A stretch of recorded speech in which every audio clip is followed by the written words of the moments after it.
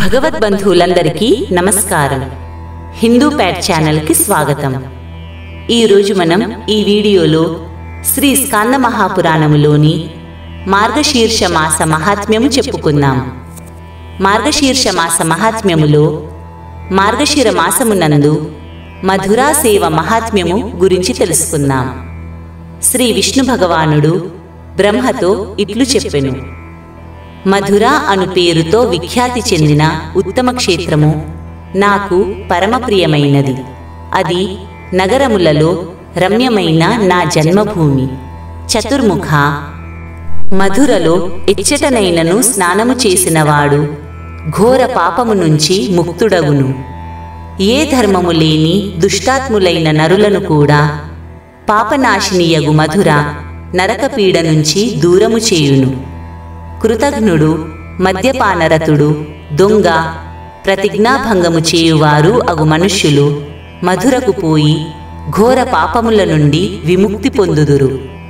వేరు ఇతర విషయములకై కనీసము వ్యాపారము కొరకు లేక ఉద్యోగము కొరకు మధురకు పోవువారు కూడా అచ్చట చేసిన స్నానవ్రతము చేత పాపరహితులై స్వర్గలోకమునకు పోవుదురు.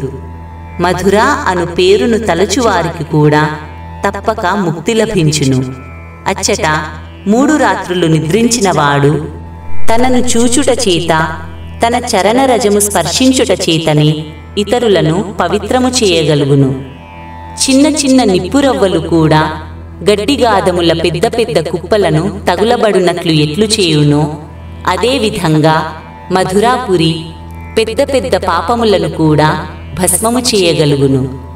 ఇతర స్థలములయందు చేసిన పాపము తీర్థస్థానములలో నశించును. కాని తీర్థములలో చేయబడిన పాపము వజ్రలేపము వలె నిలిచిపోవును. కుమార, ఇతర స్థానములలో అనుభవించవలసిన పాపము 10 సంవత్సరములకు కాని పూర్తి కాదు. కాని మధురలో 10 దినములలోనే పూర్తిగా నశించిపోవును.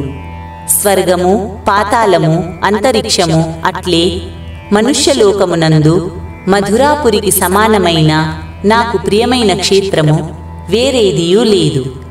తీర్థరాజ శ్రేష్టమగు ప్రయాగయందు 1000 సంవత్సరముల పాటు నివాసముండుటచే లభ్యమగు ఫలము మధురాపురిలో కేవలము మార్గశిర మాసము నెలమాత్రము ఉండుటచే లభ్యమగుచున్నది.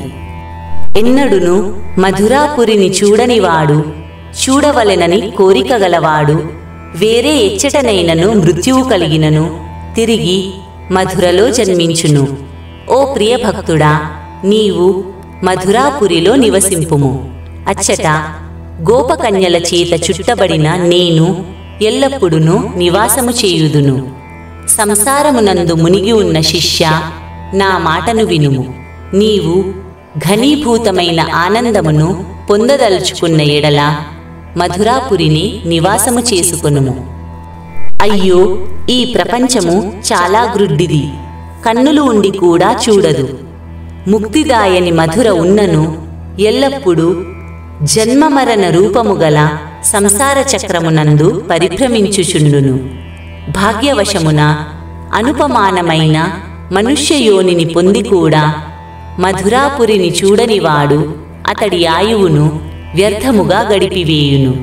ఆహా, ఇది ఎట్టి మనోదుర్బలత! మోహమునకు ఎంత అద్భుత మహిమ కలదో కదా! మనుష్యుడు మధురాపురిని దర్శించుటలేదు. మధురాపురిని చేరి కూడా ఇతర స్థానమునకు పోవలెనని అభిలాషించువాడు అజ్ఞాన సంపన్నుడే అగుచున్నాడు. పాపరాశిచే చుట్టబడినవారు, దరిద్రముచే పరాజితులైన వారు, ఎచ్చటను గతిలేనివాడు అగు వీరందరికీ మధురాపురియే ఆశ్రయము. ఇది సారమున కంటే అతిశయమైన సారభూత స్థానము. రహస్యము కంటే అతి రహస్యమైన పరమరహస్యము. ఉత్తమ గతులను అన్వేషించు నరులకు కూడా మధురాపురి ఒక్కటే పరమగతి.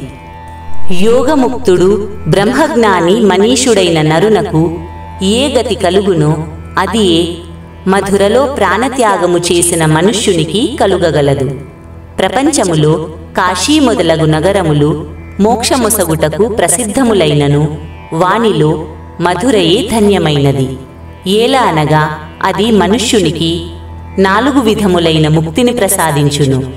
మధురలో పాము కాటుచే మరణించినను, క్రూర మృగములచే చనిపోయినను, నిప్పులో కాలి లేక నీటిలో మునిగి చనిపోయిన అపమృతులైన వారు కూడా నా లోకమునకు చేరుకొందురు. కోరికలు గల నరులకు ధర్మార్థ కామములను కలిగించును, ముక్తిని సమకూర్చును, భక్తిని కోరుకొను వారికి భక్తిని ఇచ్చును. అట్టి మధురయందలి విద్వాంసుడైన పురుషుడు ఆశ్రయమును తీసుకొను అవసరము లేదు. ఇట్టి మహిమ కలిగిన మధురాపురి మార్గశీర్ష మాసమున సేవించుటకు యోగ్యమైనది. మార్గశీర్ష మాసమునందలి పూర్ణిమ నాడు నరుడు చేసిన పుణ్యము నాకు అధికముగా ప్రియమగును. పుష్కర క్షేత్రము మధురా నగరములలో పూర్ణిమ తిథి నాడు అవశ్యము పుణ్యకార్యములు చేయవలెను. మార్గశీర్ష మాస పూర్ణిమ అనంత ఫలమును ఇచ్చునట్టిది. ఆ కారణము చేత ఎట్టి ప్రయత్నము చేతనైనను దానిని నెరవేర్చుకొనవలెను. భక్తిపూర్వకముగా నాకు పరమ ప్రియమైన మార్గశీర్ష మాస వ్రతమును చేయువాడు పుత్రరహితుడైన పుత్రులను పొందును. నిర్ధనుడు ధనము పొందగలడు, విద్యార్థి విద్యావంతుడగును, అట్లే రూపార్థి మంచి రూపవంతుడు కాగలడు.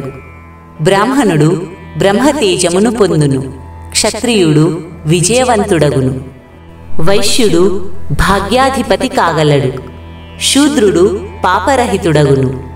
3 లోకములందును దుర్లభమైన వాటినన్నింటినీ మనుష్యులందరూ మార్గశీర్ష మాసమున స్నానవ్రతములను ఆచరించుటచే పొందగలుగుదురు. నన్ను వశము చేసుకొను ఉత్తమమైన భక్తి ఎల్లప్పుడూ దుర్లభమే. అయినను అట్టివానికి కూడా మార్గశీర్ష మాస మహాత్మ్యమును వినుట చేత నేను వశమగుచున్నాను.